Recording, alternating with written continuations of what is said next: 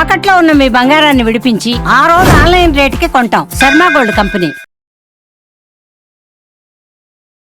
నమస్తే గురుగారు. శ్రీమాత్రే నమః.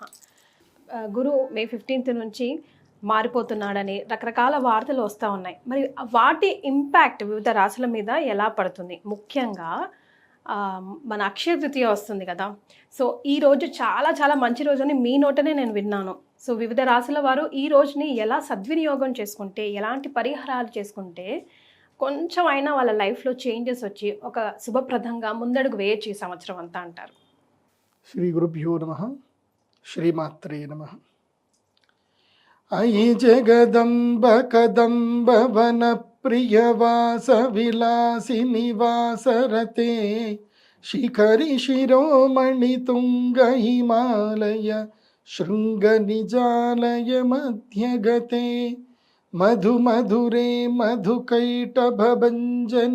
కైటభంజని రాసరతే జయ జయ హే మహిషాసురమర్దిని రమ్యకపర్దిని శైలసుతే.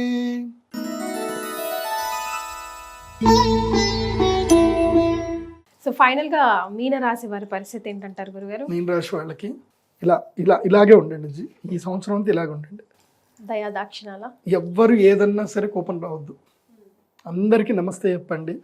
అందరికీ థ్యాంక్స్ఫుల్గా ఉండండి. మీనరాశి వాళ్ళు ఈ సంవత్సరం మొత్తం థ్యాంక్స్ఫుల్ నేచర్ని అలవాటు చేసుకోండి. ఈ థ్యాంక్స్ఫుల్ నేచర్ అనేది చాలా దాన్ని ఏమంటారు, ఒబీడియన్గా ఉంటే తప్ప రాదు. అది నీ లోపల చాలా మార్పు వస్తే తప్ప రాదు. అండ్ ఆ థ్యాంక్స్ఫుల్ నేచర్ అలవాటు చేసుకుంటే చాలా మార్పు వస్తుంది. ఆ థ్యాంక్స్ఫుల్ నేచర్ అలవాటు చేసుకుంటే ఈ సంవత్సరం లక్ మీకే. లక్ అంటే ఏంటంటే ఒక 2 months వస్తుంది మీన రాశి వాళ్ళకి లక్.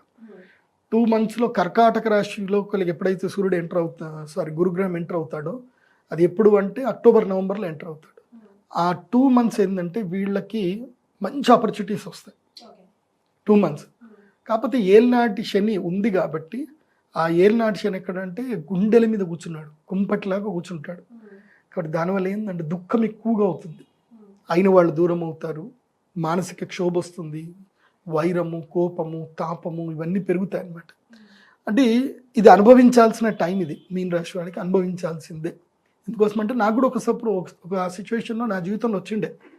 మా నాన్నగారు చనిపోయే టైంకి నా సేమ్ సిచ్యువేషన్ అనమాట. అయిన వాళ్ళందరూ దూరం అయిపోయారు, ఒంటరి అయిపోయాను వచ్చింది. కానీ నాకు జీవితం పాఠం నేర్పించింది.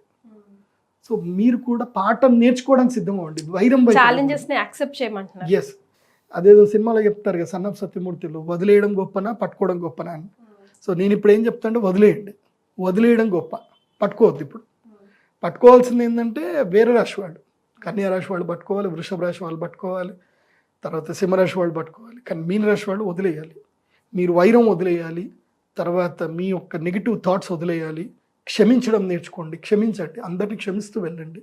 సో అలా వెళితే మీన రాశి వాళ్ళకి ఈ సంవత్సరం సాఫీగా వెళ్తుంది. అండ్ నో ఫినాన్షియల్ డీల్స్ అగ్రిమెంట్ల జోలికి వెళ్ళకూడదు. ఏదైనా ఉంటే డైరెక్ట్ సేల్ డీడ్కి వెళ్ళండి, కానీ అగ్రిమెంట్ల జోలికి వెళ్ళకూడదు, అప్పులు ఇవ్వకూడదు, అప్పు చేయకూడదు మీన రాశి. సో వీళ్ళు అక్షయ తృతీయకి రావద్దు.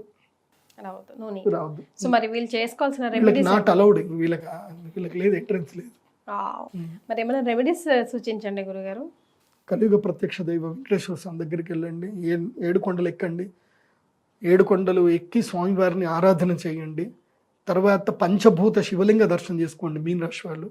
పంచభూత శివలింగాలంటే ఫస్ట్ ఇదే మన పృథ్వీలింగం, ఏకాంబరనాథ స్వామి పృథ్వీలింగం, ఆపస్సులింగం అంటే జలలింగం జంబుకేశ్వర స్వామి, తర్వాత పృథ్వీ ఆపస్ తేజోలింగం అరుణాచలం వెళ్ళాలి, తేజోలింగం తర్వాత ఆకాశలింగం ఏది అంటే మన పృథ్వీ అపస్ తేజ వాయులింగం వచ్చేసి శ్రీకాళహస్తి, తర్వాత ఆకాశలింగం చిదంబరం. ఈ 5 శివలింగాలు దగ్గరలో కానీ కాదు, నేను చెప్పినట్టుగానే పోవాలి. అయితే పృథ్వీలింగం నుంచి స్టార్ట్ చేయండి, లేదంటే చిదంబరం లింగం నుంచైనా స్టార్ట్ చేయండి. చిదంబరం స్టార్ట్ చేయాలి. చిదంబరం స్టార్ట్ చేస్తే చిదంబరం, శ్రీకాళహస్తి, అరుణాచలం, తర్వాత జంబుకేశ్వరం, తర్వాత కాంచీపురం ఏకాంబరనాథ స్వామి, లేదంటే మళ్ళీ ఇట్లానే స్టార్ట్ చేయాలి. కాంచీపురం, ఏకాంబరనాథ స్వామి, జంబుకేశ్వర స్వామి, తర్వాత అరుణాచలం మధ్యలో వస్తుంది ఎప్పుడైనా, అరుణాచలం, శ్రీకాళహస్తి, తర్వాత చిదంబరం. సో ఇవి లైన్గా ఇలాగే వెళ్ళాలి. పంచభూత లింగాల్ని దర్శనం చేసుకోండి. బాగుంటుంది మీకు.